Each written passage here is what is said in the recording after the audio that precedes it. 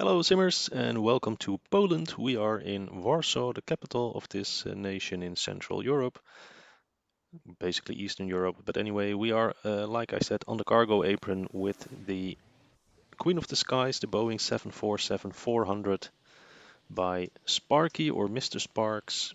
It's a mod for the default 747-400 in X-Plane 11. But it's also been ported to X-Plane 12 now. I had installed the Sparky mod in X-Plane 11 well over a year ago, maybe even a couple of years ago. I'm not really sure when it was, but I wasn't too overly impressed by it back then. It was in the early days, so I decided not to do anything with it. But when I saw that they ported it over to X-Plane 12, I thought, well, this might be a nice opportunity to see how they've progressed along the way and see what the status of this mod is nowadays. Anyway, the 3D model, as you can see, is actually quite alright. The exterior model looks beautiful. I will always have a weak spot for the 747. My father used to work on them, and 747-400 is the plane that I made my very first flight in my life in as a child back then. But because my father knew the captain, I was allowed to sit in the flight deck during takeoff. So I made my first ever flight in my life sitting in this jump seat behind the captain. Amsterdam to Kuala Lumpur back in 1996. It was all still allowed back then. Really nice memory, so I will always like the 747. And since we are now already in the flight deck, let's take a closer look. As you can see, the textures, well, I think they're okay, especially all the knobs, they are quite well done. There are some minor issues with some textures like this. I think this could be a bit more crisp, as well as the text on the oxygen mask. So there's some blurry textures, but in general, I think it's a very nice rendition of the 747 flight deck. Not spectacular. It's not the best flight deck I've ever seen, but it will do the job. And what's more important is how are the systems modeled that are behind all the knobs and switches. So that's what we're here for. We'll take a 2-hour flight from Warsaw to London Heathrow, delivering some cargo. And let's just see how the airplane behaves.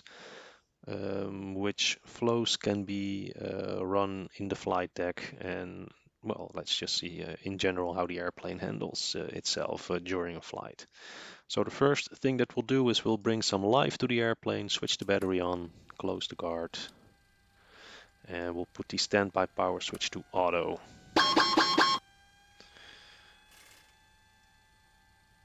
In real life, you would check all the circuit breakers. Well, the battery is on, standby power is set to auto, the hydraulic demand pumps, they are all off.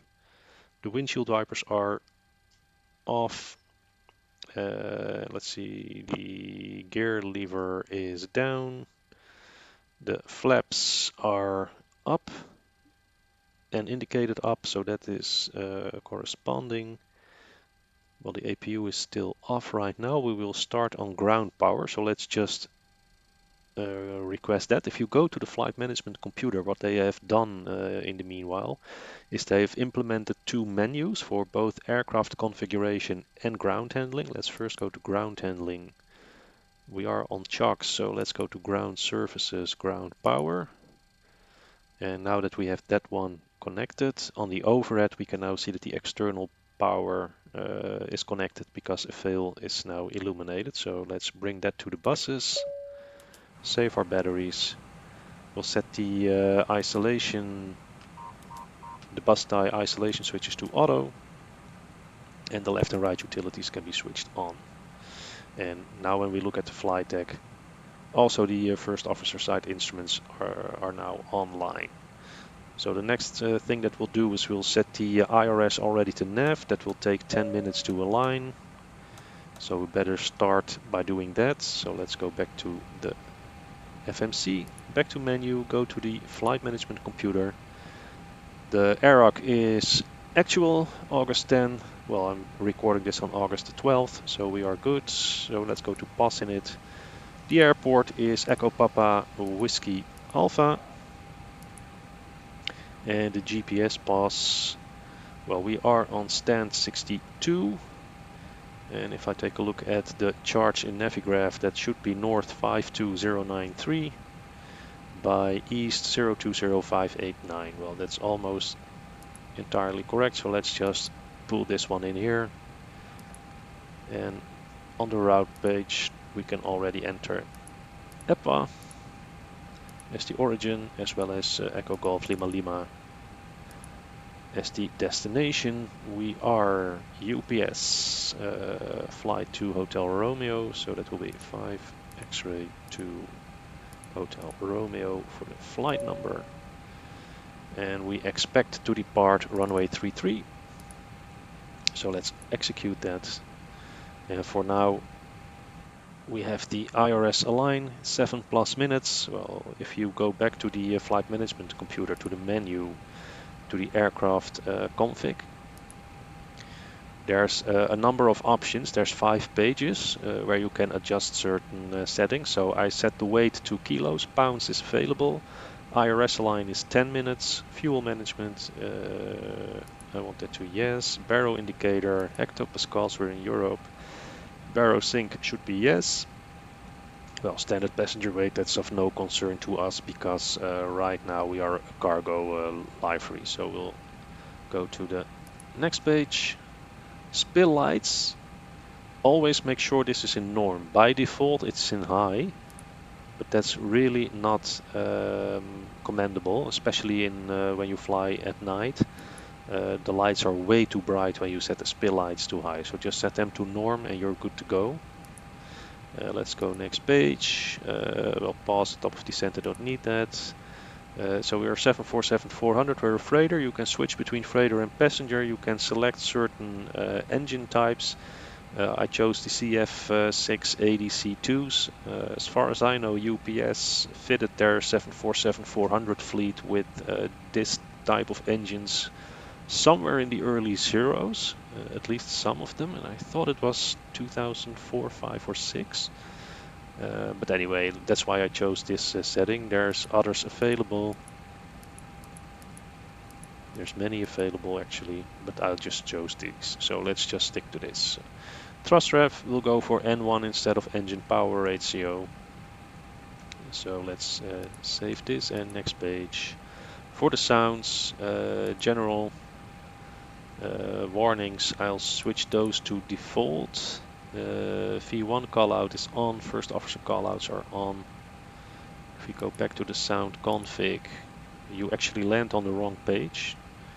For passengers, I want the flight attendant off as well as the boarding music off because we are in cargo configuration. And ground proximity warning callouts are all selected, which I like, so that is nothing to change. And the volume is still in up, so let's go back to menu. And that's basically the aircraft configuration file. Now, if I take a quick look at my flight plan, the block fuel for this flight is 34,763 kilos of fuel. And if we look here, we have 44,800 kilos on board. So we're good. We don't have to do any refueling. Should you have to do that, you can go to the ground handling menu and then go to ground services. And there you can add fuel and have that pumped into the fuel tanks of the airplane. It's not for us today, but be aware that this is possible. You can only add fuel if you have too much fuel and you want to reduce the amount. Then you have to go to flight, edit weight and balance to adjust the weight settings. We'll do that in a minute for our zero fuel weight and the set the correct payload. But know that for fuel you can do that through the FMC as long as you have to add fuel. If you have to remove fuel, you have to use that menu I just showed you. But anyway, let's leave this one in the FMC. We are here, that's the route, so we'll enter the route shortly. Let's just first do a check. If we go to the init lights, there's a test. You have to hold the left mouse button to keep the switch in position. but this is looking good. So the lights have been tested. I don't know where the fire warning test button is on this airplane. Oh,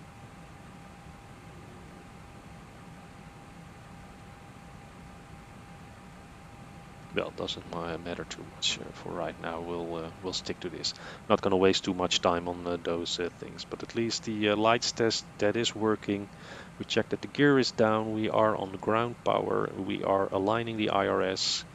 So let's just continue with setting up the flight management computer for our flight. It's only 4 minutes before the IRS is aligned, so that's nice and fast.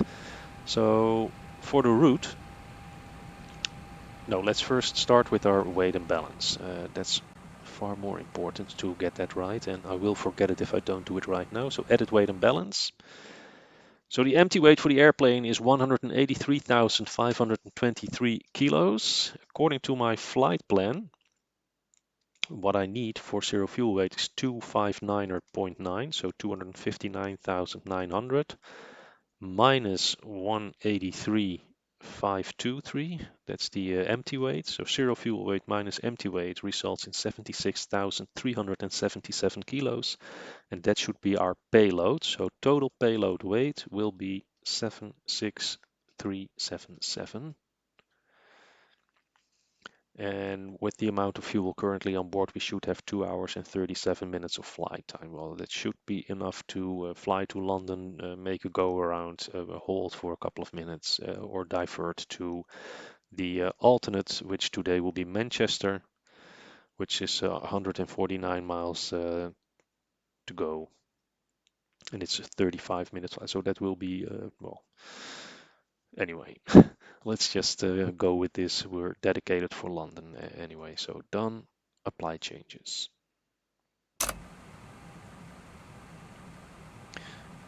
Well, for safety reasons, I will add 10 tons of extra fuel.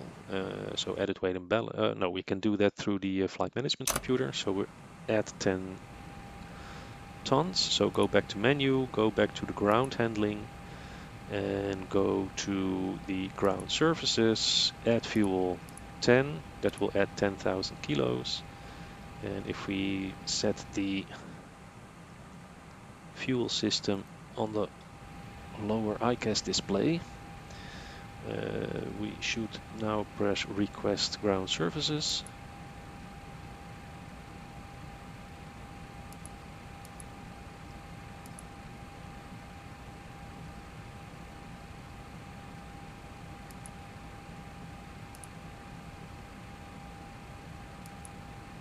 Doesn't seem to work too nice right now.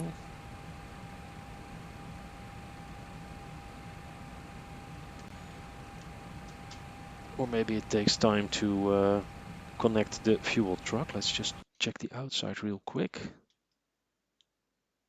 But I don't see anything like that, so back into the flight deck.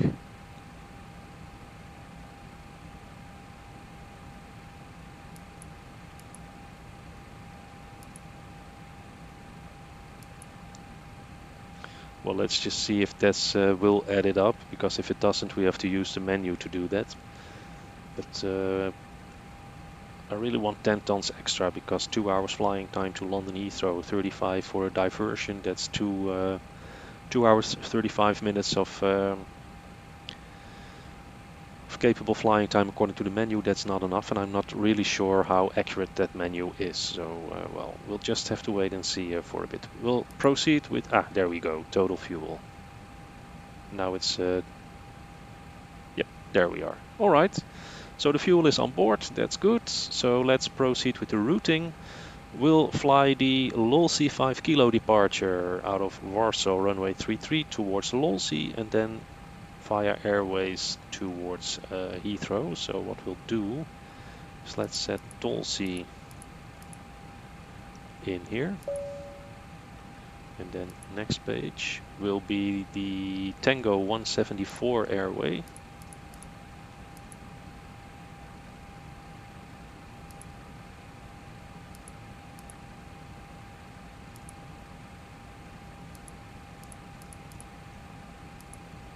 It's not in database. What nonsense is that?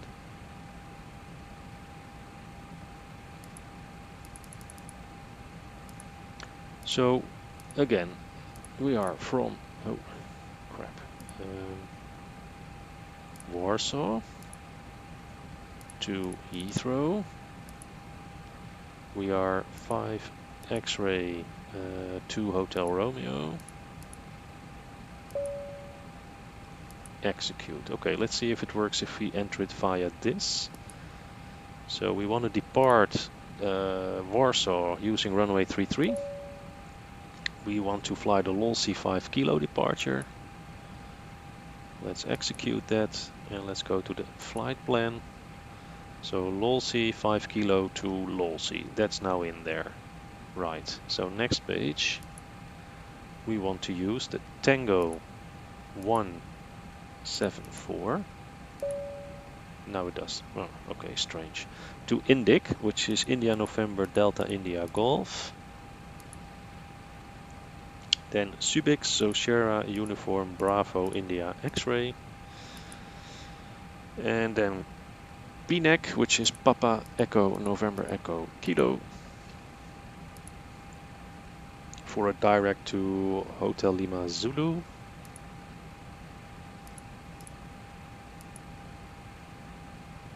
A direct to Amsan, which is Alpha Mike Sierra Alpha November.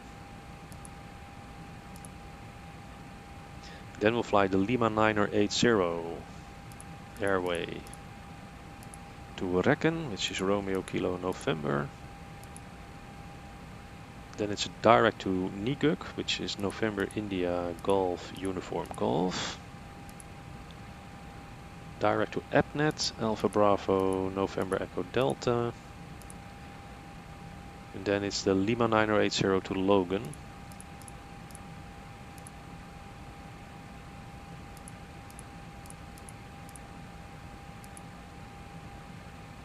And then it's a Logan 2 hotel, arrival for runway 27 left in Heathrow with the Lamburn transition. So we'll go arrival, Logan 2 hotel, ILS 27 left with a Lamburn transition, execute flight plan.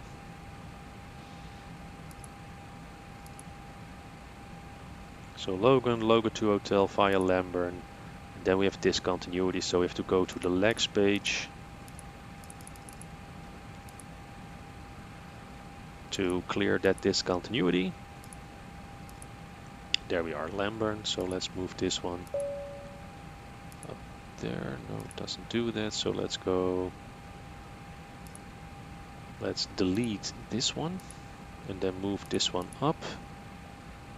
Execute that. So we should be all right. The lateral flight plan is now inserted.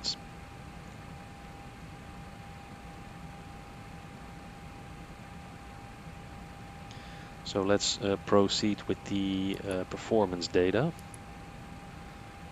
So we have 54.8 tons of fuel on board. The gross weight is 314.7. That's heavy. So let's go here. The reserves for our flight is 10.7. Our cost index today is 28. And we'll cruise at flight level 360 according to the flight plan. Let's check that with the weight and balance. So we're good to go here. 3 hours and 11 minutes. So we have 1 hour and 11 minutes of extra flying time above the trip fuel for the trip from Warsaw to London. So that's a bit more. That's a bit more comfort for us. Gives us time to evade weather, to hold for a busy airport, or to divert to our alternate. So having done that, let's go to the thrust limit page. The runway that we are intending to use here in Warsaw is runway 33 as mentioned. That's a long runway. It's 3,690 meters long. So we should be able to derate our takeoff. We are not at the maximum takeoff weight by far. So let's set derated takeoff and a normal climb. Then let's go to takeoff. We'll use flaps 20 today.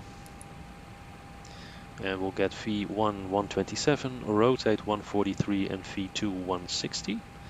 So we can actually set 160 in the speed window in a minute.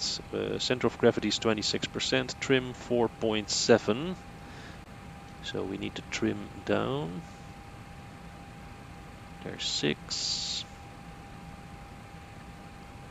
There's 5. 4, 7-ish. That should be alright. So 160 for the speed window.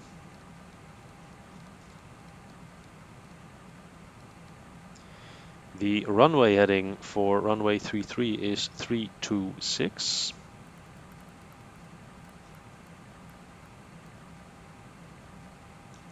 And if I take a look at the departure chart, for the departure, it's climb to 6,000 and maintain unless otherwise instructed, otherwise cleared by ATC. So 6,000 is the initial climb clearance, and 6,500 is the transition altitude.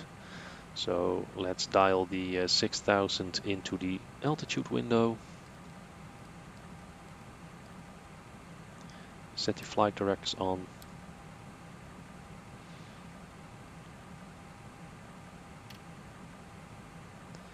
And let's just check real quick what the QNH is. I thought it was 1023 on the METAR that I saw on the internet. Let's see what Explain Live Weather makes of it.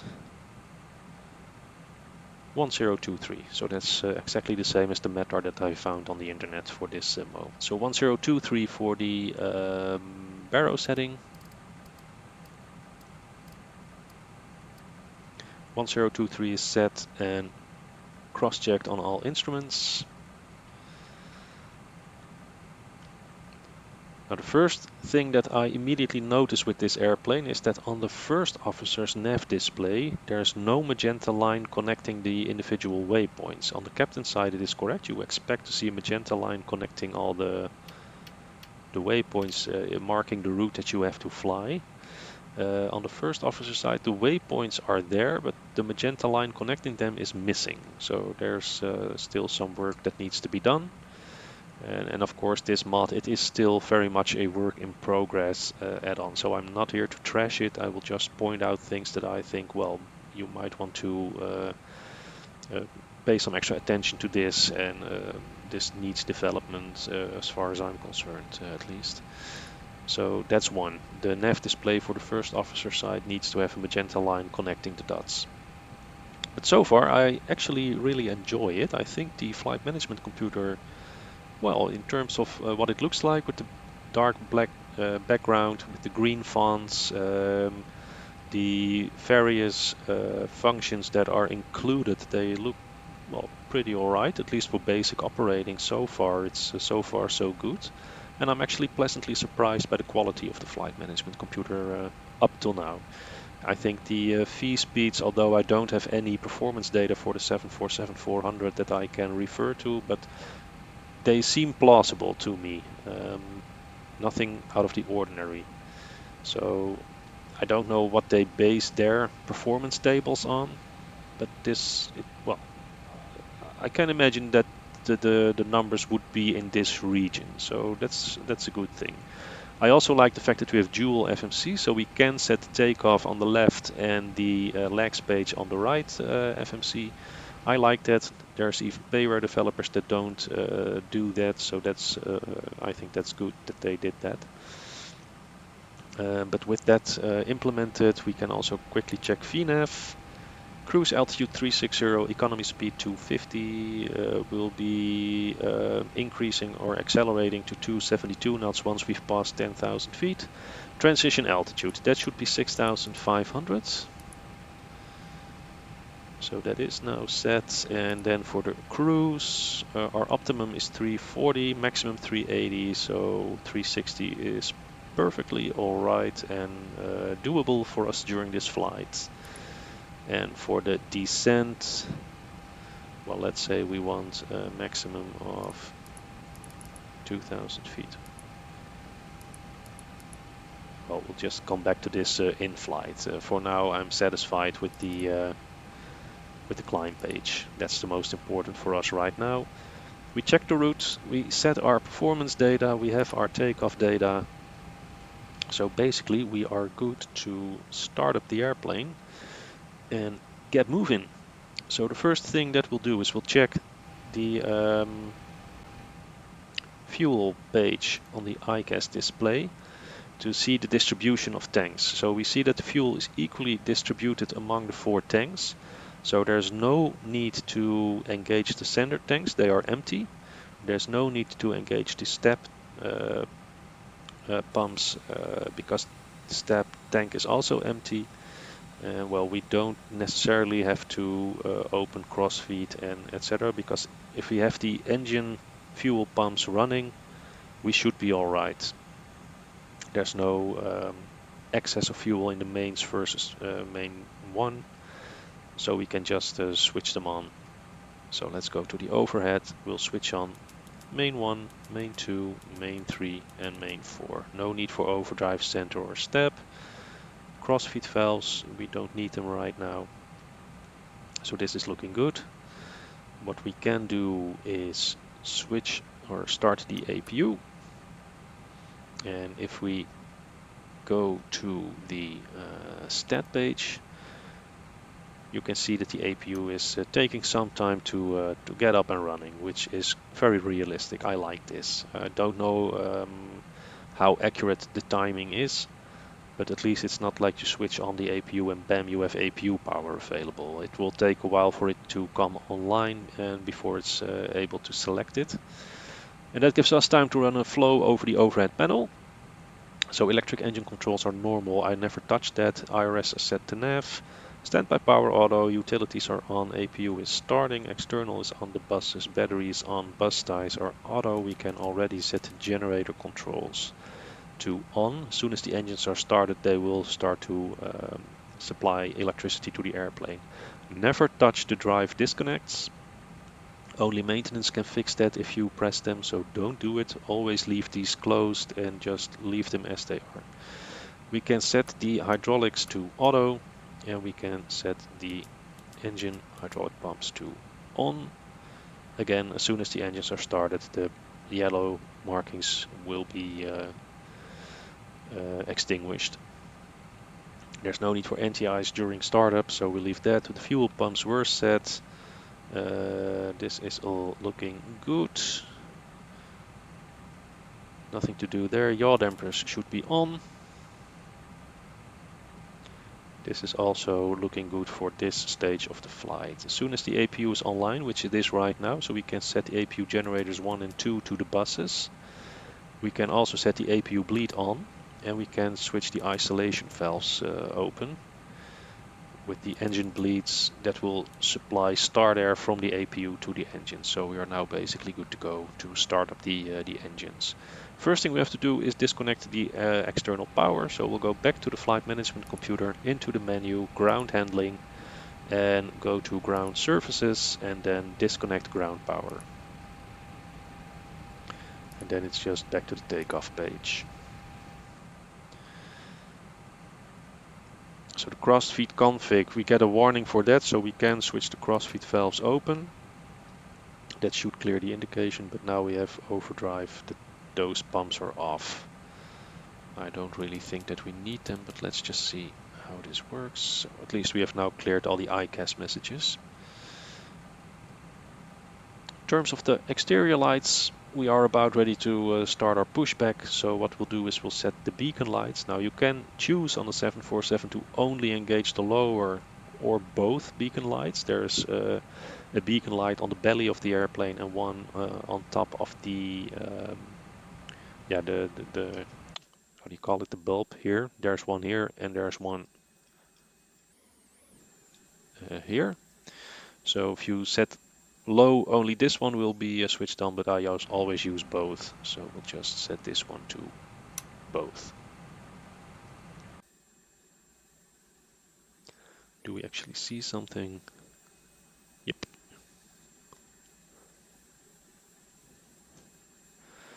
And what we also need to do is set the parking brake and remove the chocks. So back to the menu, ground handling, remove chocks.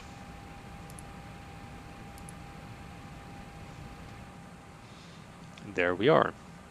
So we're looking good. So let's just call in a pushback tug.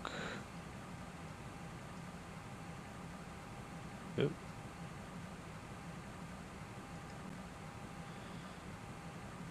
Warsaw Chopin flight.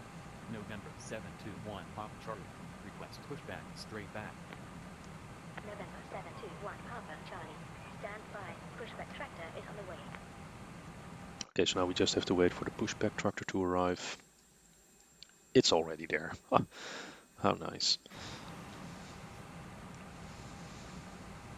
Commencing pushback. Release parking brake. Alright, so we'll start up the engines. Starting sequence will be first 4, then 3, and then 2 and 1 simultaneously. So what you do is you pull the starter and you switch on the fuel control to run immediately, and that will start up the engine. So we'll set the engine display on the iGas display. We'll release the, oh no, we have to set this one. Let's make this, well, what shall we do? 226.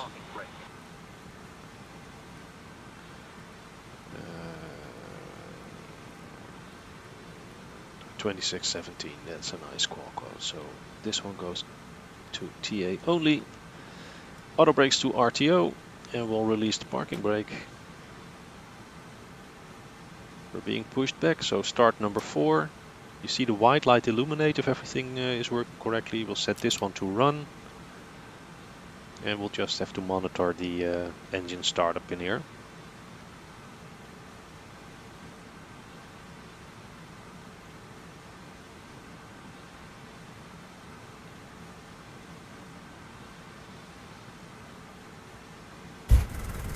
Oh.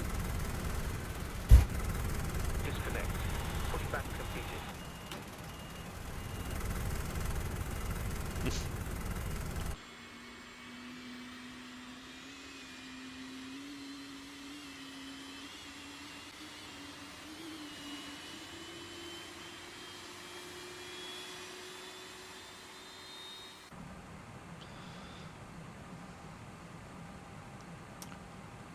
Okay, so we have starter cutouts. We should see a solid white line moving up in here in a few minutes or a few seconds. It's already coming up.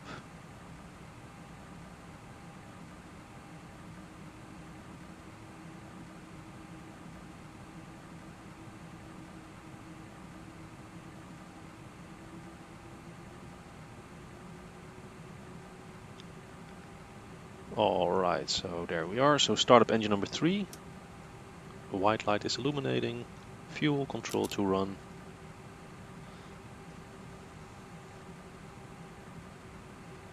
And we'll just have to wait for engine number 3 to stabilize.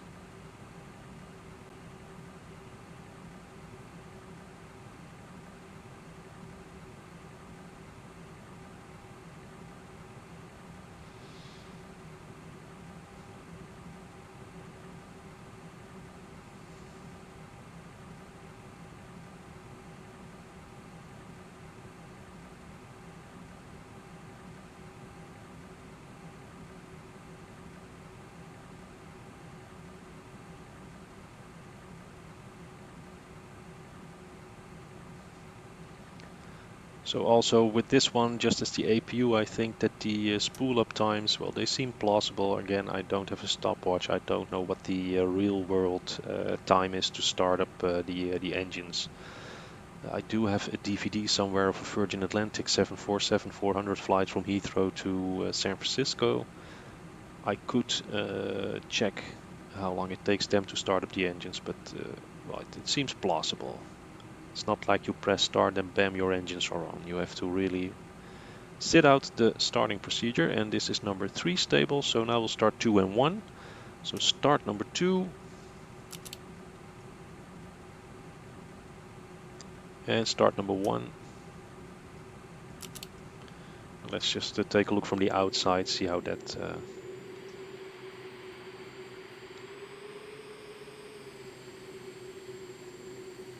so you should see engine number 2 start up a little bit earlier than number 1 because we pulled the starter first.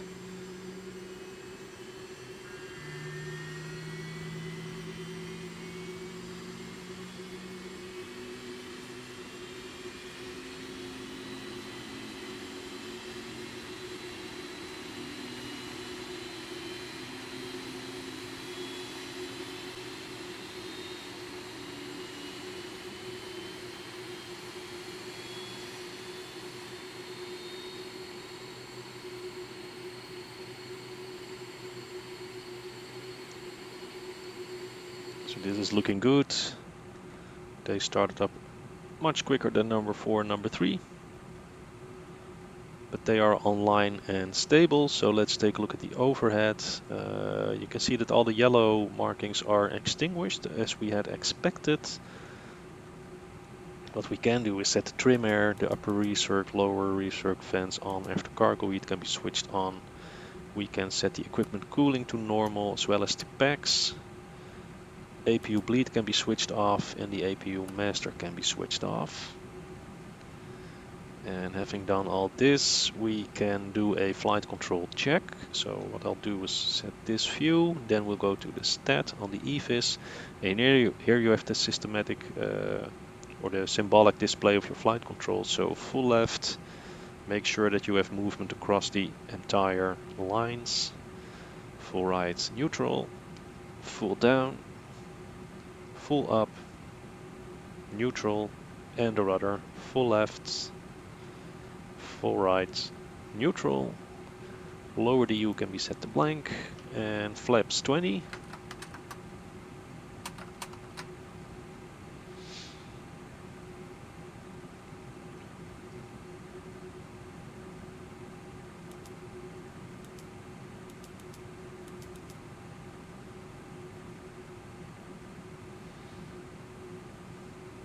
I wonder why it keeps whining about the crossfeed config.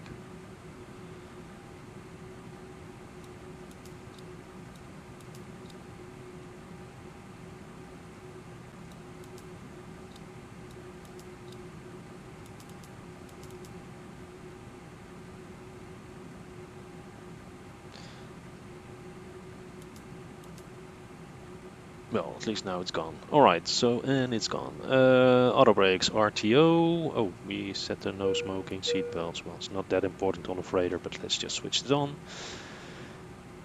We have that, so we are good to go. So, taxi light and runway turn-off lights on.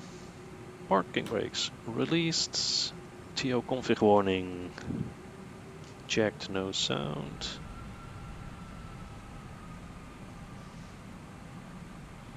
We'll turn right.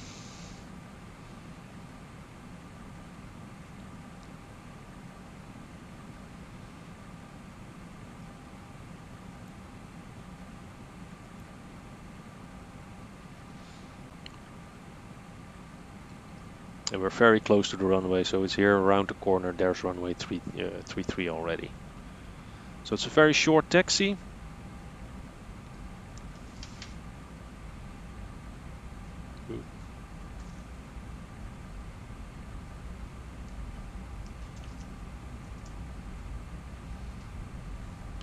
So flaps are selected, flight controls are checked, takeoff data was checked, and the crew briefing is completed. Oh, we can have a lot less power, by the way. We're way too fast here.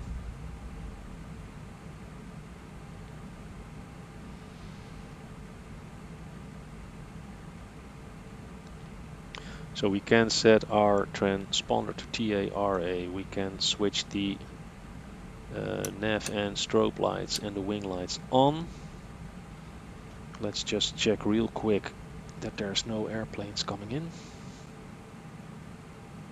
Nope, we're looking good. So we can set the auto throttle, LNAV and VNAV to ARM.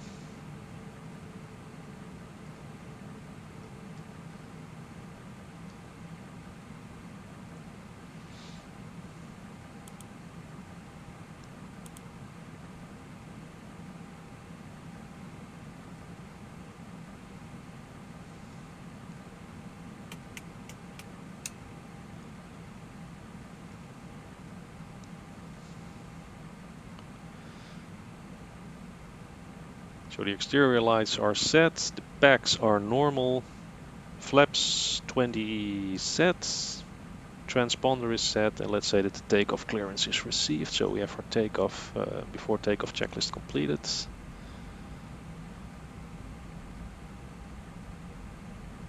Line up with the runway. Well, so far I still really like this mod. Let's just see how it behaves in climb, cruise, what the VNAV will be. But so far on the ground, from cold and dark to ready for takeoff, I really like this one. Fuel tank engine. There's something with the fuel system. Yeah, so we have fuel tank per engine, so we can switch off the overdrive pumps. And we can also close the crossfeed valves then. Yeah, there we are. Right, so clear takeoff. Runway 35, let's go.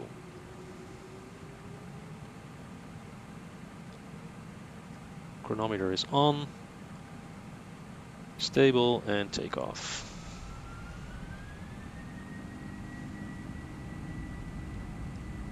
Like the sound.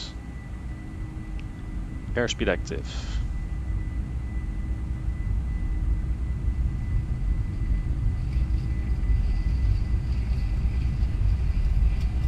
knots. Cross-checked, release forward pressure on the yoke.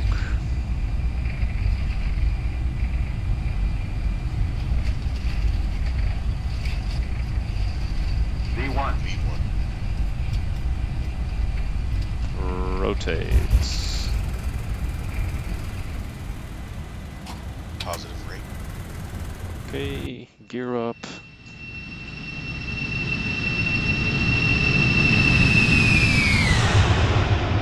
You gotta love a 747 on takeoff. Ha, what an airplane. Alright, we'll proceed from the flight deck. So we need to lower the nose to keep the speed in check.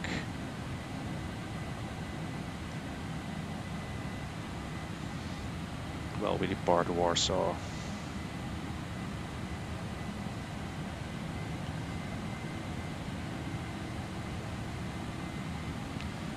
The airplane is heavy on pitch, but actually surprisingly light on roll. I don't know how realistic that is, but I only need very small control inputs on the roll to really bank the airplane. But that's a bit of a surprise. I would expect it to be a bit heavier, but I'm not a real-world pilot. I don't know what's realistic or not, but it's just an observation right now.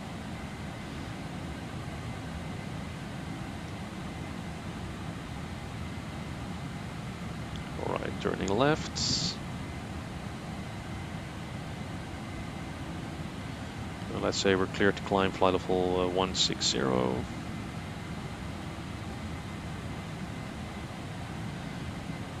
And flaps 10.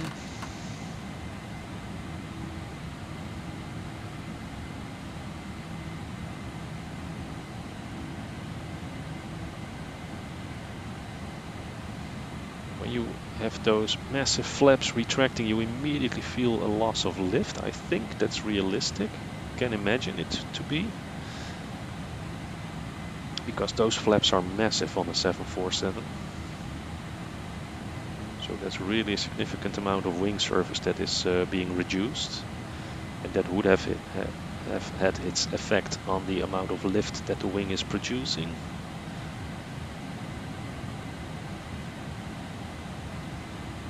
Alright, flaps 5.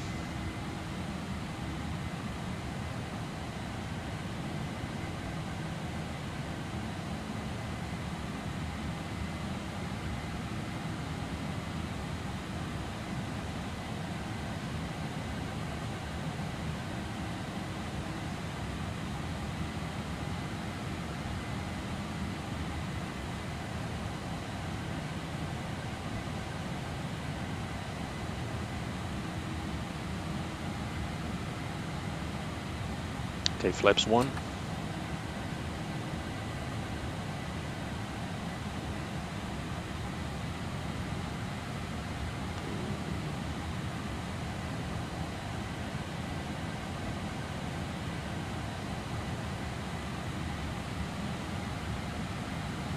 Transition altitude, QNH standard set and cross-checked on all gauges.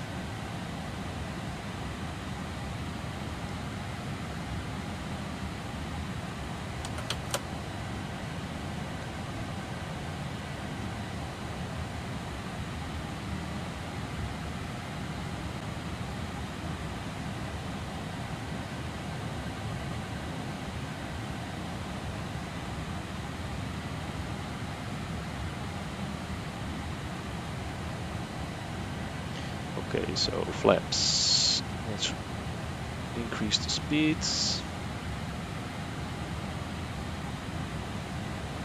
Alright, flaps up.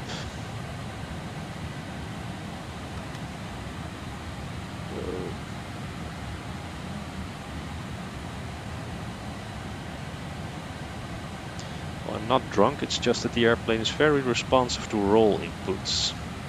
So let's set the autopilot in command. Command thrust rev, LNAV, VNAV speed, indications normal. Flaps up, auto brakes off.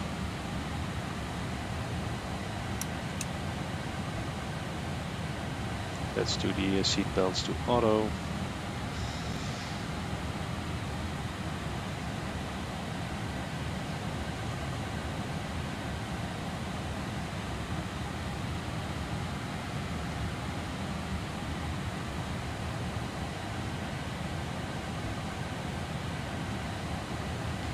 And here we are climbing out over beautiful Poland. Never been there, really want to go there, judging by these Bing Ortho 4XP scenery tiles. Passing 10,000 feet, landing lights off. Okay, after takeoff checks, anti-ice is off and not required. Oh, window heat should be on, that's my bad. Packs are normal.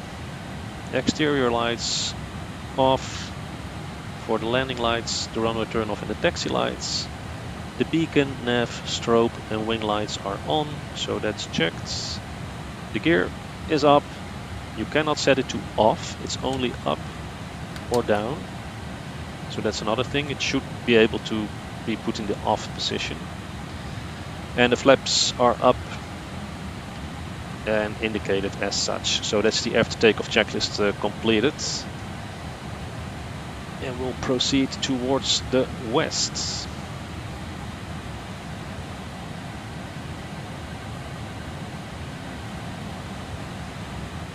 This is the latest beta version of X-Plane 12. Massive improvements on the clouds, but there's still work that needs to be done to those. But I guess we'll see that later on in the flight, because as far as I know, we have to cross some clouds, because I live in the Netherlands and we had rain here just a few moments ago. So over Western Germany, Eastern Netherlands, we will pass a front with a lot of rain. But we should be high above that by then. So let's say that we're clear to climb flight level 240.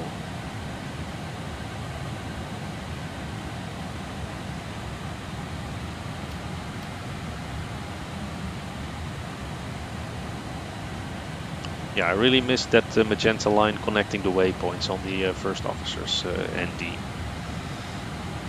Would be nice if that was implemented in a future update.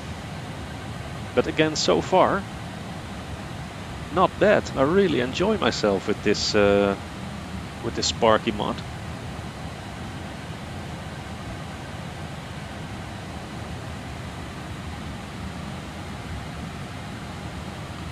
So what I'll do, I'll lower the volume a little bit. We'll take an outside view. You might want to watch your ears. I don't know how loud this will be.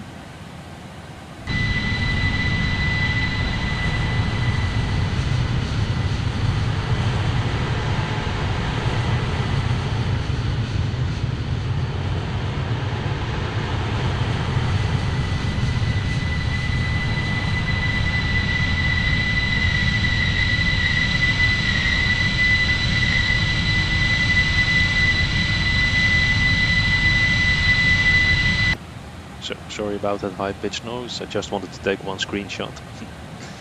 So here we are, 8 minutes on the way, 15,000 feet. Again, everything seems plausible at least. I really like this. I completely forgot to set my MFRA, but well, we're above that now anyway, so I'm not gonna bother about it anymore. But yeah, I really thoroughly enjoy flying this airplane so far. So what I'll do is I will proceed with this flight, and I will be back somewhere during the cruise for some descent preparation, and then of course for the arrival into London Heathrow. So I'll see you all in a bit.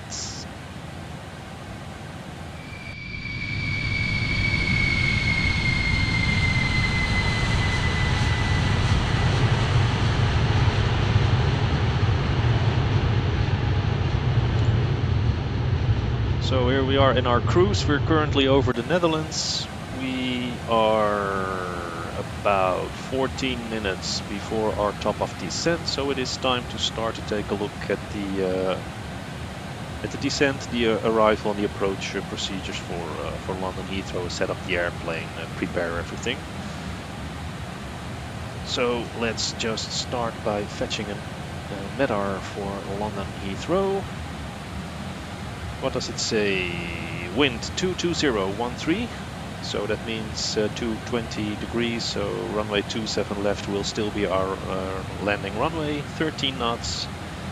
Visibility 9999, so that is 10 miles or more. We have scattered clouds 2,900 feet, broken clouds 3,400 feet, broken clouds 4,000 feet, temperature of 20 degrees Celsius, QNH dew point of 13 Celsius, QNH is 1014. So that's a bit of a, well, moderate wind, but nothing special for Heathrow. Gonna be a crosswind from the left, so that's something to take into account. And well, let's just first take a look at the routing.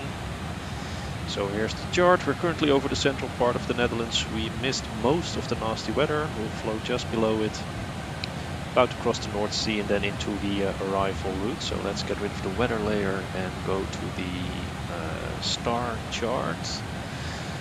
So the first constraints that we see on our arrival are Logan flight level 250, Sabre flight level 160, and Lamburn at flight level 70.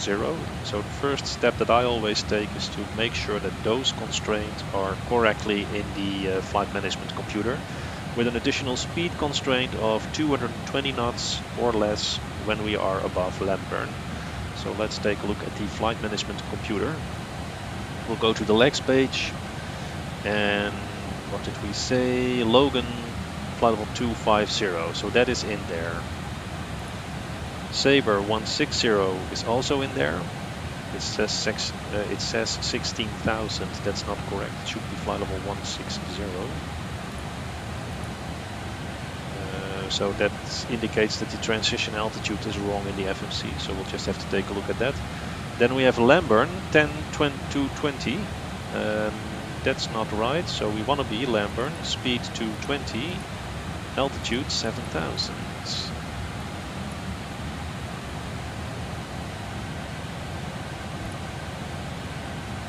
And then it's down towards runway 27 left. So the lateral profile is correct. The vertical profile has been adjusted. And let's go to VNAV. Go to the descent page. So our speed is 270, speed 240 below 10,000, 180 below 5,000. And let's see if we can key function in on. Alright, so we cannot set that one.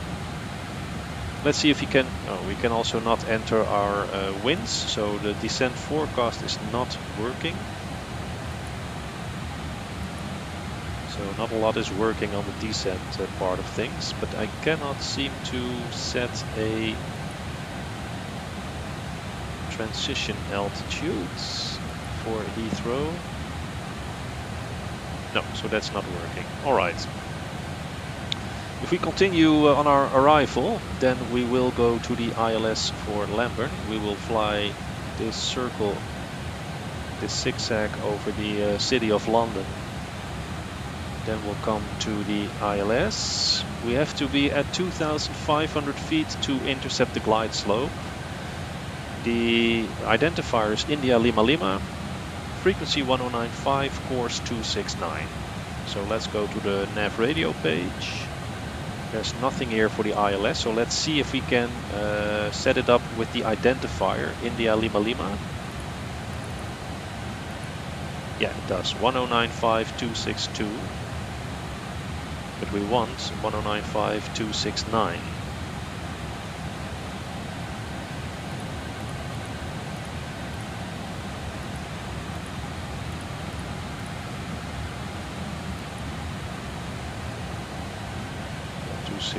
Is better, but not correct.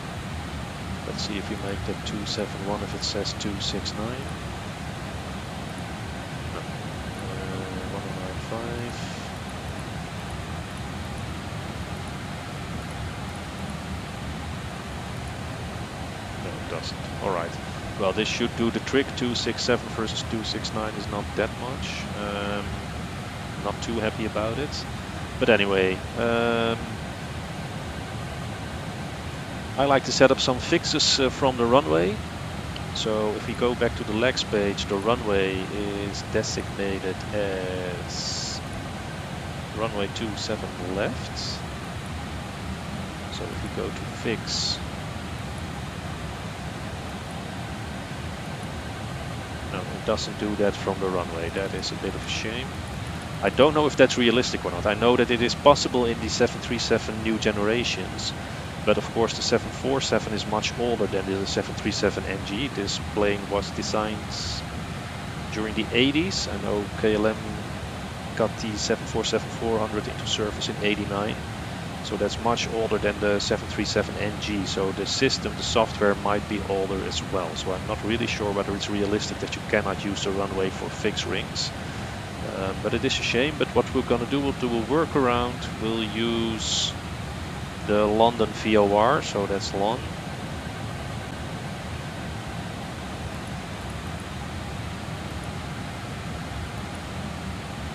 And let's say we set a fixed ring at 5 miles.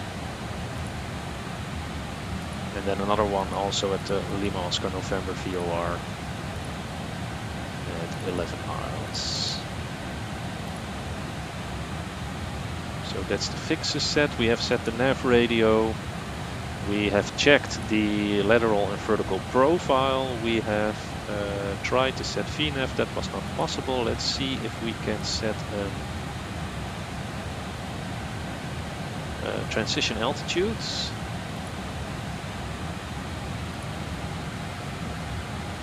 That's still not possible. Alright, so we expect to arrive with 32.5 kilos of fuel on board. Our zero fuel weight was 2599. So we should have,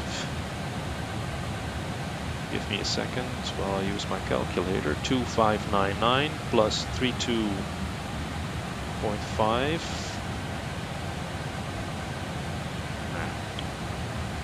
259.9 plus 32.4, 2923 should be our gross weight for the arrival.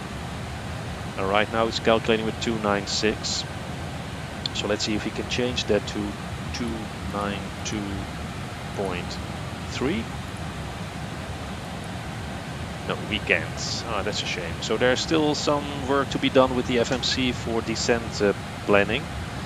So right now it says flaps 30, speed 159. There's gonna be some additional fuel burn, so we'll make it flaps 30, 156.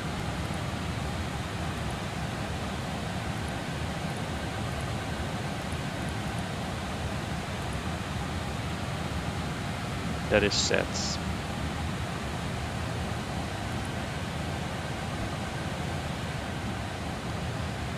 So we checked the arrival route, we checked the approach, we set the frequency, we set our fixed rings.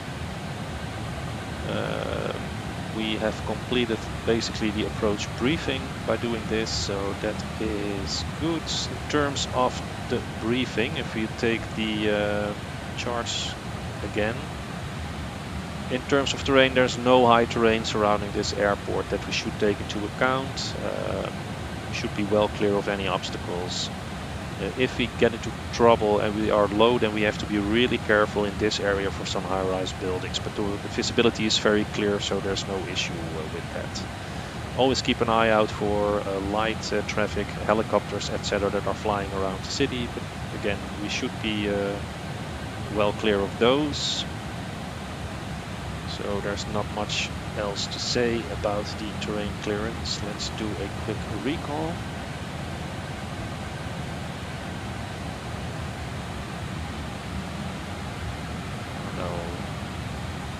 Let's hope this is just the loading of the tiles. Ah, thank God. I thought we're gonna have CTD, but it's just loading the tiles for London. So recall. It's checked. There's nothing special. So terrain clearance was checked, recall is checked, and the approach preparation is completed. We set auto brakes 2 upon arrival. And that's also the descent checklist completed, so we are good to go down as soon as we are in range of our top-off descent. So I'll see you in a bit when we start our descent into London Heathrow. Right, so here we are. Let's start our descent. 250 was the initial constraint, so let's go that one and initiate that descent. VNAV path.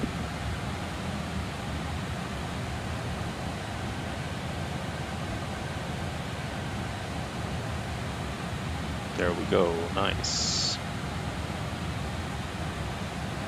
Alright, let's see how the airplane behaves during the descent. One thing that we have to do that I forgot in the approach preparation is we have to set our minimums.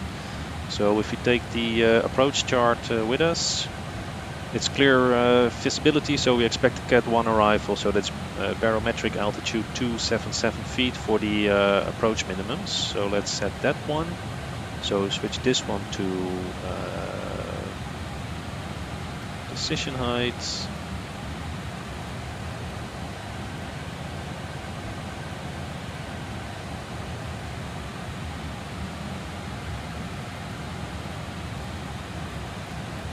And if this is radio, then it should be 200s.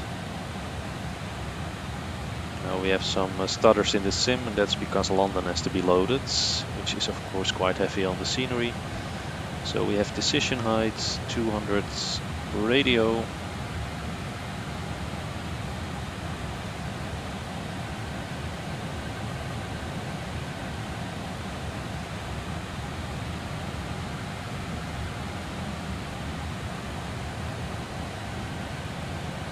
Which is now set on both displays. Right, so Logan 250, that was what we wanted. So let's see if we will make that constraint. 290 knots, speed 250. So far, it doesn't make any preparation to increase the speed to 290. It remains at 270. And it's working really hard to meet that altitude constraint, but it's struggling, so I don't think we're gonna make it.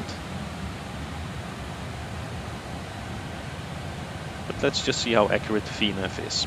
In terms of speeds, it's strange that it doesn't say 290 when it's set in the flight management computer, because there's not 290 below, it's 290. And it remains at 270, so I think we have an issue with speeds on the legs page not being derived correctly to the primary flight display and the autopilot system for VNAV, but we'll just have to put that to the test.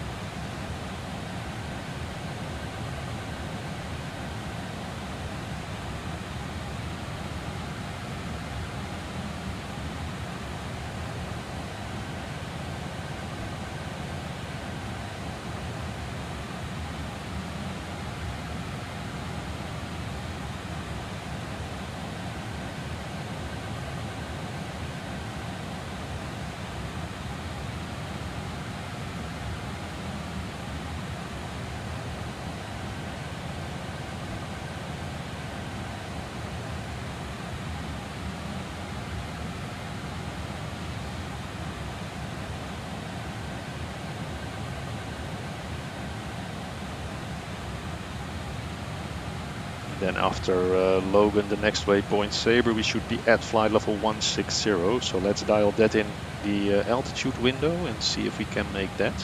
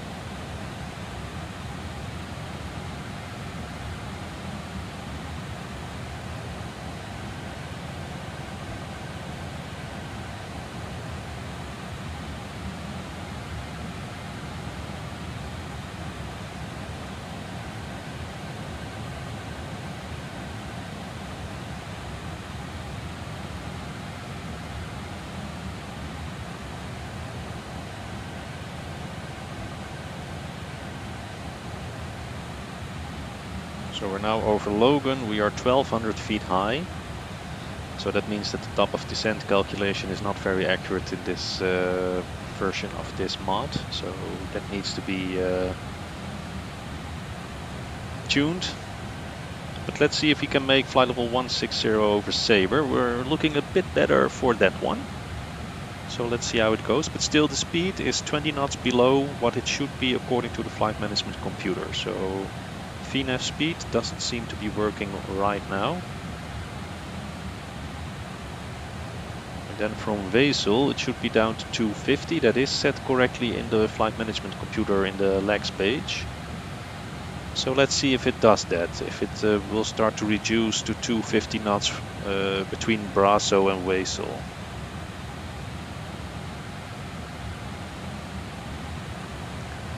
There's the island of Thanet, or the former Isle of Thanet with Manston Airport, I think, is down there. Yeah, this should be. So this is the British coastline with Margate and Ramsgate, and then there should be an airport somewhere down there that is called, yeah, there it is, that's Manston Airport. Or the old former Manston Airport, it's now closed. Although I thought there are plans to reopen it and make it a cargo hub for London.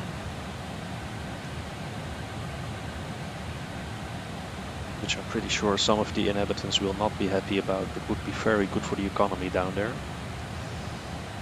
But anyway, that's politics and we're not doing politics. We're for the Sparky 747 and so far we are on schedule to make 160 over Sabre. So where we didn't make our constraint over the Logan, it's looking better for Sabre. Well, it is maintaining the speed that is set, but the speed that is set is not the same as the speed that is set in the flight management computer. So there's a discrepancy that I think the people who make this mod, or the person who makes this mod, should look into. Now here you can clearly see our fixed rings, so they are on the nav display. That's very good quality thing, so that's nice.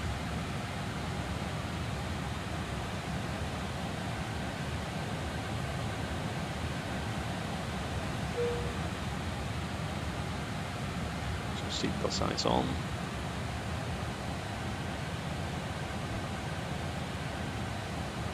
And let's take another look at the approach page.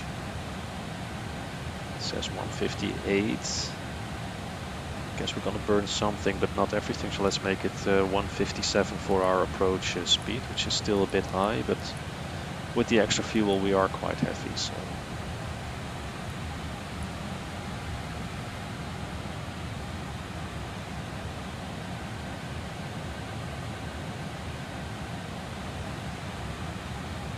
Temperature still below 10 with visible moisture, so we leave the anti-ice on for now. You have to take we have to keep a close eye on that temperature, because as soon as that's starting to rise, we have to switch it off. So Sabre at 16,000 will work. Let's say we are clear to descend flight level 070 over Lamburn. So 7,000 is already set. Sabre 3.5 miles.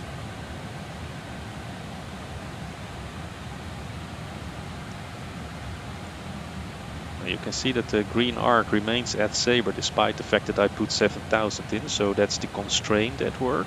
I guess the altitude constraints do work. It's 1.6 mile. Yeah, we can clearly see that vertical speed is now reducing. We are at 16,000 just before Sabre, breaking that constraint slightly.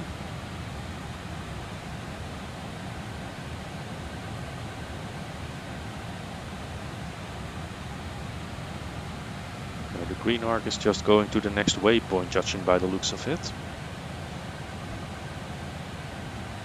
At 8 miles, we shouldn't be losing 8,000 feet in 8 miles. That's hardly possible. So this green arc should be much further ahead. So don't think this is working as it should. At least not in this version of the mod.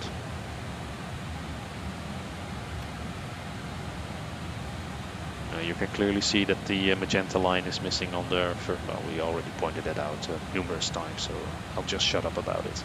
But yeah, it looks like the green arc is just going to the next waypoint and not to the position on the flight path where we expect to reach 7,000 feet, which is what it does in real life. So we are approaching 10 degrees Celsius. We are about to hit the clouds. Here we are, so we can switch the anti-ice off.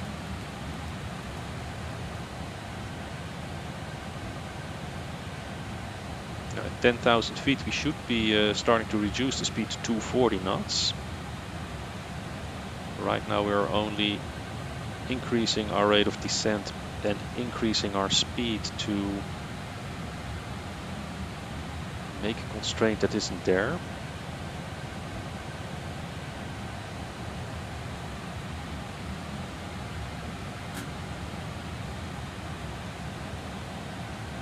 Warsaw at 11.8. Yeah, that is correct. Then the next one is Warsaw, 10,704. But I don't see any preparation on the PFD that we are about to slow down to 250 knots. So it does say speed, but the numbers don't change. And oh, here we go. Just a bit too fast. Okay, so VNAV speed is now reducing to 248. Looking good so far. Maybe it didn't accelerate to 290 because the cruise speed was set to 270. Let's just see how that is in the VNAV page. That would be interesting to know.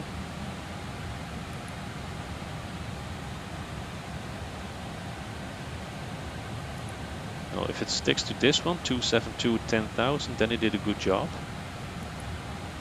And now it is adjusting for Warsaw 250 knots. It's a little bit high, 258 is what it's indicating. Should be 250.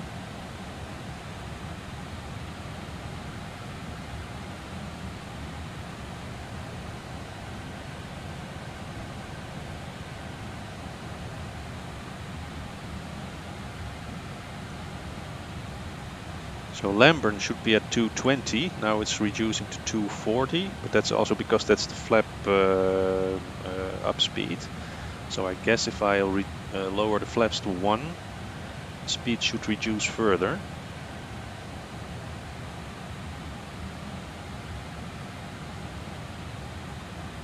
So let's set flaps 1.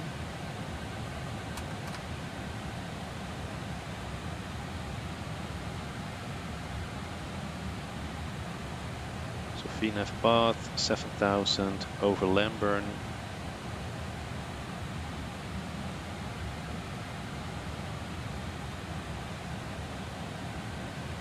We have 3 minutes. 2 minutes to reach 7,000. So let's switch the landing lights on. That's 10,000 feet.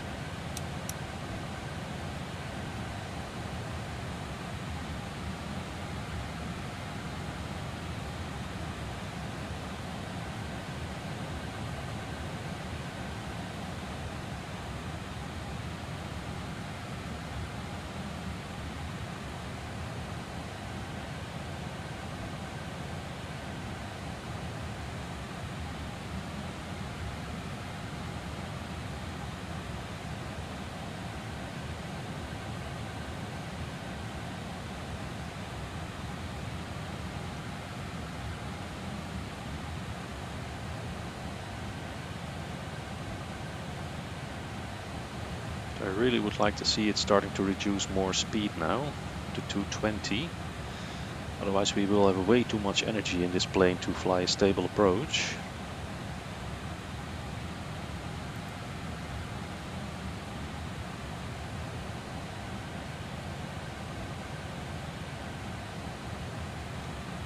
Need to lose 1500 feet, so we're not going to make that. So what we'll do, I think I'll have to intervene here because VNAV is not going to make this, judging by the looks of it. So let's continue. Let's say we're clear to descend to 4,000 feet.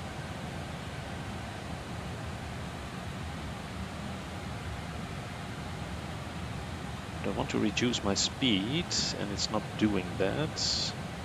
So maybe if I set it to 220 in the speed here.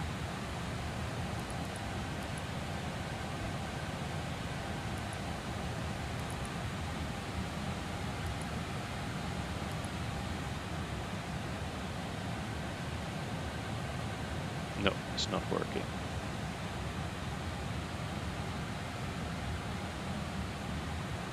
Oh, wait a minute, here on the descent page, of course, 220/10,000. Yeah, then it does go to 220. Okay, so the VNAV page has authority above the information in the legs page, judging by the looks of it, and I don't think that's entirely correct. We are over Lambern, we are too high, and we are too fast. So VNAV is not cooperating nicely with the legs page, and the legs page should always be should always have priority over the VNAV page, and that's not the case right now. So that's something that the developers need to look into. I want to continue my descent. I want to be 220 knots and descend at 700 feet per minute for now.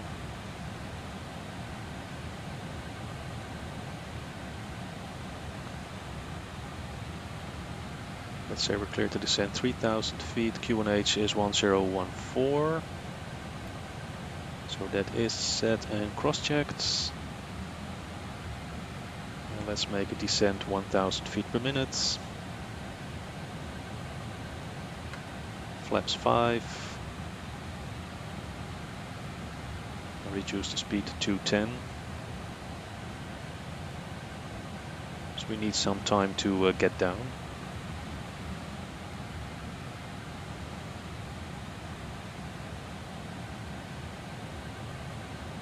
So approach checks, exterior lights set, VREF selected, nav system set, auto brakes 2 set, altimeters 1014 set and cross-checked. Approach checklist completed.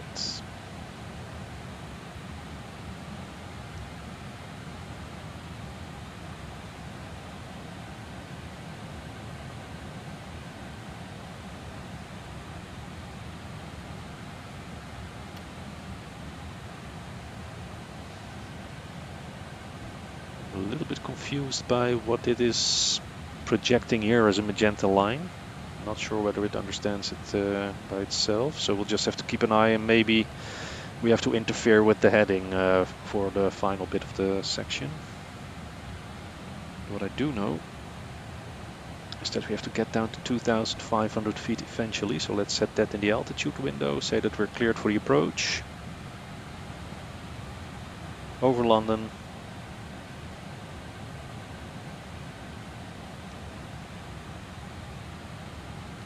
And let's reduce the speed to 180. Set flaps 10. So flaps 10, speed 180.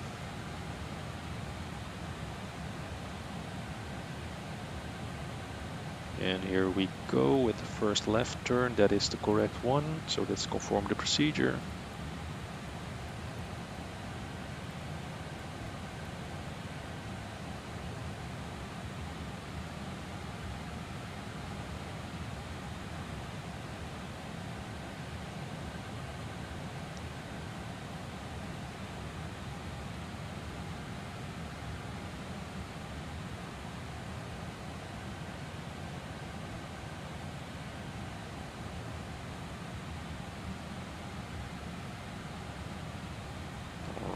Looking good.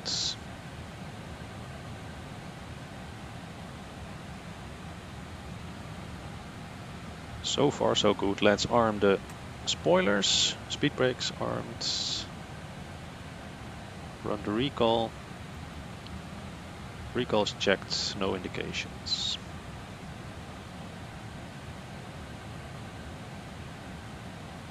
Let's reduce our rate of descent to 700 feet per minute.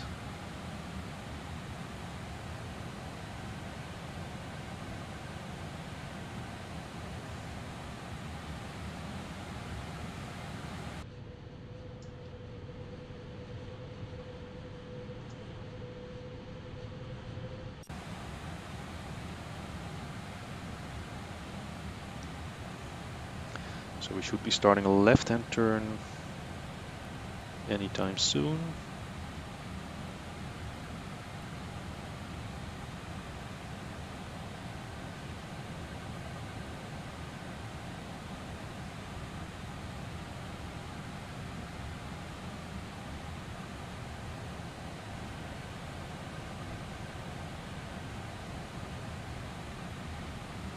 This is nice. This is the scenery, by the way, is Ortho 4XP tiles with X-Europe.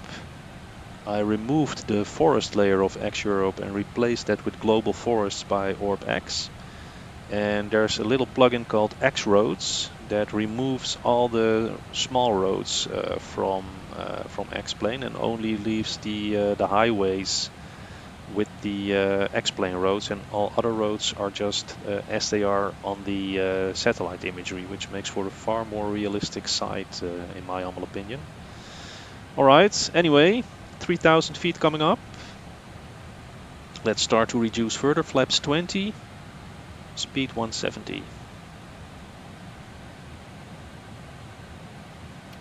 Let's move to the approach view, because in a minute we have to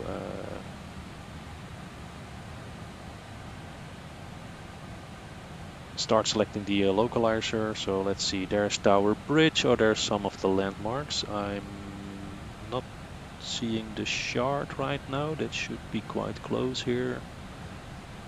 There's that skyscraper. This should be Canary Wharf. Alright. Not too impressed with the landmarks so far, but that's explained. The Sparky thus far seems to be quite alright. Let's make that left or right hand turn to establish ourselves on the localizer for 27 left. Speed 170, flaps 20 is set.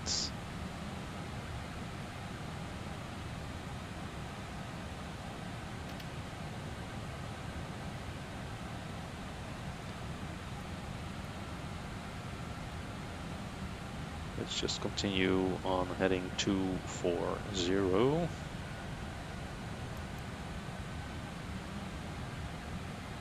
And arm the localizer. So 240 localizer is armed.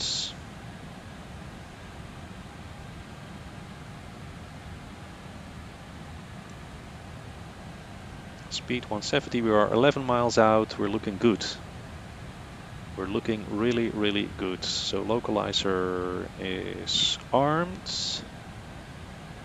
It's already green.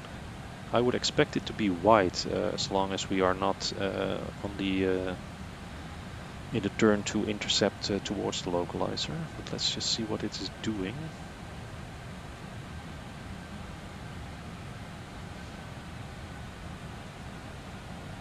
So that's 10 miles. So let's lower the gear. Set flaps 25. And reduce the speed to 160 knots. Just above 160 is where the line is, 162 knots. The glide slope is alive.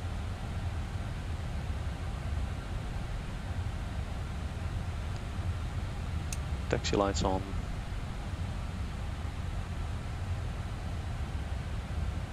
$2,500. Check. So let's move to the approach mode. The localizer is now alive. Glide slope is 1 dot above, so we are in approach mode.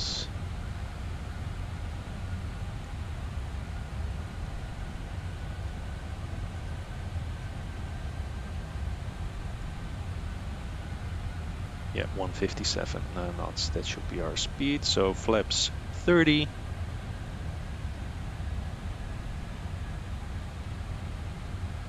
Positive rate. And reduce the speed now to 157.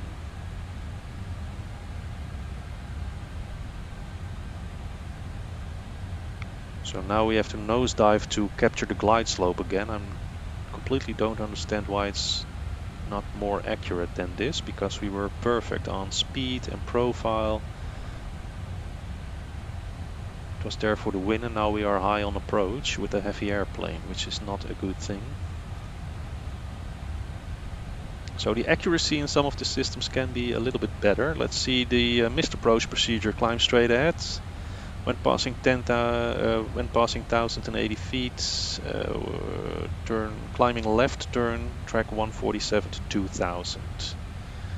Passing 6 London, climb without delay to 3,000, then as directed. So missed approach altitude is basically 3,000 feet.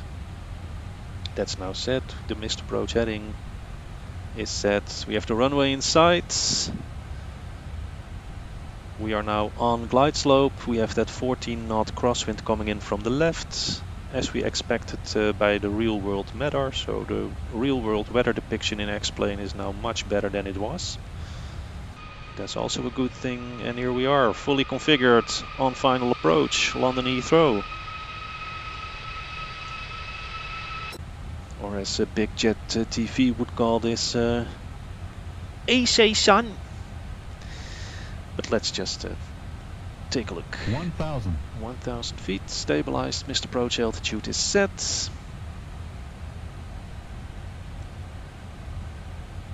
Right, gear down locked, 3 locked and green light. Flaps 30 green, spoilers armed, auto brakes 2 set, missed approach heading and altitude set, exterior lights are on. Altimeters 1014 set and cross checked. Landing checklist completed, so let's disconnect the automation.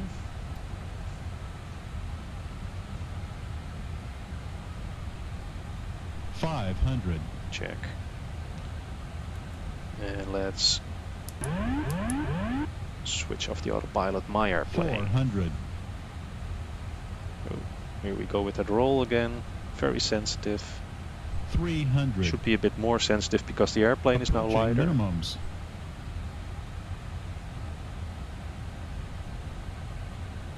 $200.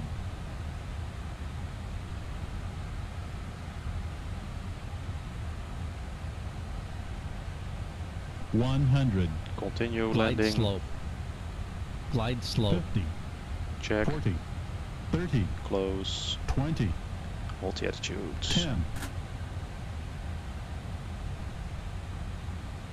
Come on. Oh, there we are. That's nice. Alright, so reverse. Reverse is normal. Alright, so let's increase power on the reverse.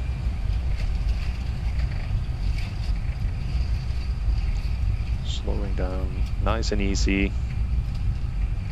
Alright. So reverse back to idle. Reverse is stowed. Manual braking. See if we can make this exit. Yeah, high speed exit, we can make it. vacate the runway and taxi to the cargo bay here and run at London Heathrow. And we are, oh, that's why I shouldn't be doing two things at the same time. Focus. So flight directors off, let's start the APU. The strobe lights can be switched off. We can stow the speed brake and raise the flaps. Nice! So far so good.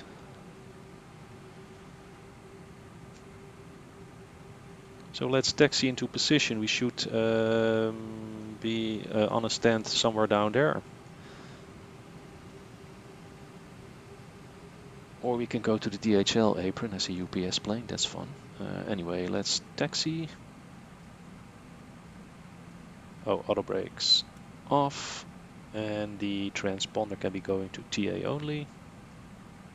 Landing lights can be switched off. Strobes are off. APU is starting.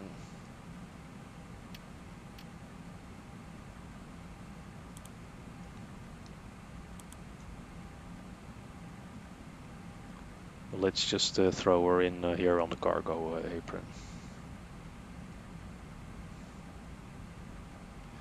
So runway turn-off lights can be switched off as well. Runway is vacated.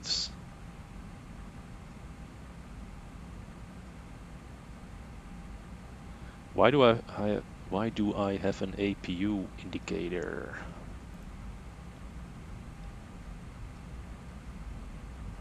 Doesn't want to start for some reason.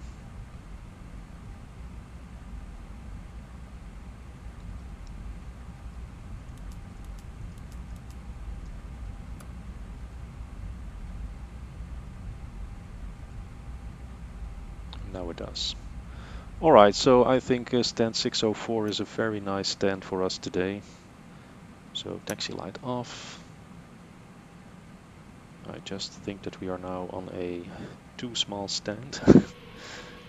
Let's see how this goes. Oh no, we should be alright.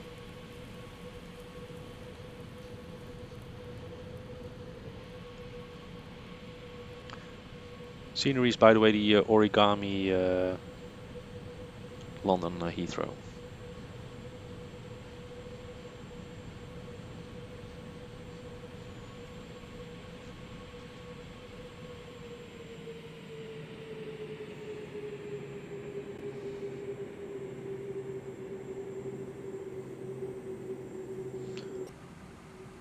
So, parking brake set. APU should be on the buses. Let's see if we can. Yeah, there we go. So we switch off the generators and then switch on the APU. APU bleed is on.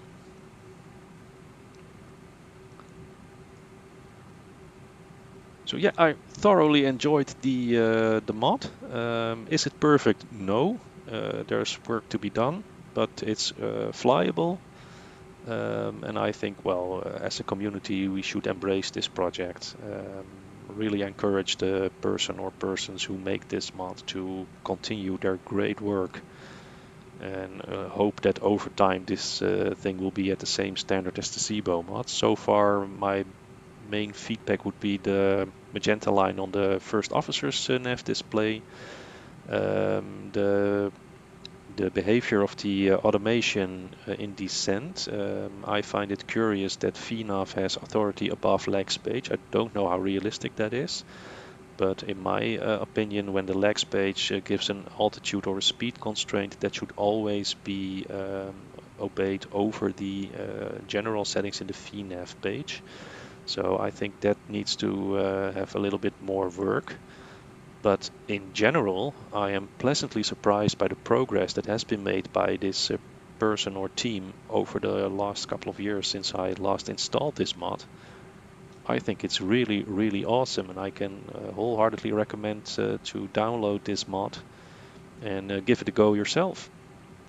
Let's just take a quick look at that landing from the outside perspective. So 2-hour flights from Warsaw into London Heathrow.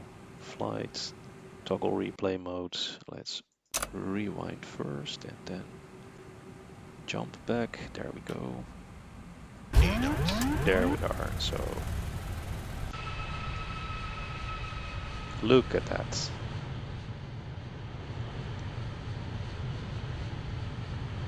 Well, it's a beautiful plane. I mean, the model, the default model was already pretty nice in X-Plane 11, and they used that. They improved the cockpit textures. Some textures can be a little bit more crisp, in my humble opinion. But yeah, I think VNAV over lag page is the main concern that I won't be taking this thing online yet. I haven't tried holds or anything. There are still some features in the flight management computer lacking, but again, it's a work in progress. It's not fair to trash them, so that's not the intention. This is meant as constructive feedback. If they can look at the automation VNAV over legs page, the magenta line on the first officer's page, if those two things are fixed, then we already have a very good add-on on our hands. The roll sensitivity, well, a real-world 747 pilot should make his or her opinion on that. I'm not in a position to say anything sensible about that. It just feels very sensitive on the roll, which leads very fast to overcorrecting. Look at that. Ah, that was a huge floaty. Flare was a little bit too good.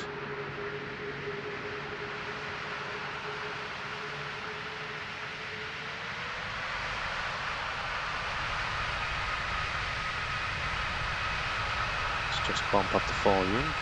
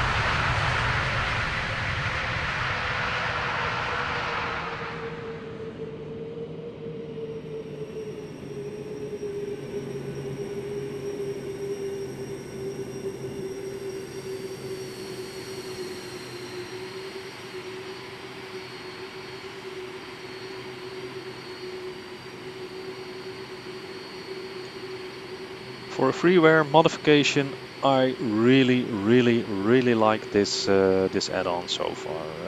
Of course, like I said, work needs to be done in the fields that were pointed out, but in general, boy, what a treat. I had really good fun in the past 2 hours, 2.5 hours flying this this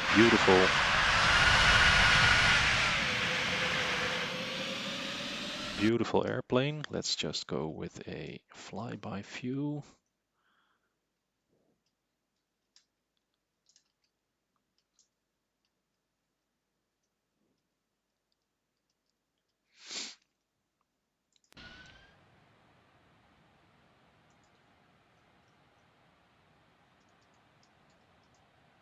And it's just such a majestic design. I really love 747s. It's such a shame that they are phased out and you will mostly see them as cargo planes, but boy, it's nice.